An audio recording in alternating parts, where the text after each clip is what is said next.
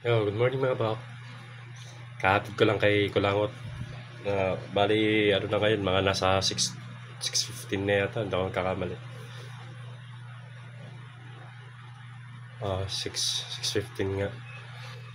Paulan, kawawa si Kulangot dahil nung hinatid ko medyo maambon. Basa rin kahit konti.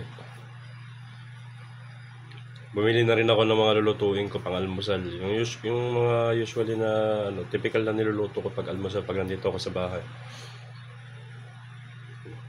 Konting exercise, konting barat ng buto kasi lagi tayong puyat. Di rin maganda na wala tayong ganun.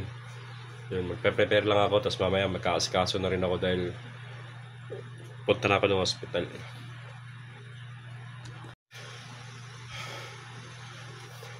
Exercise done.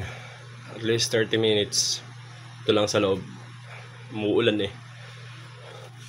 Ito tutunawin taba.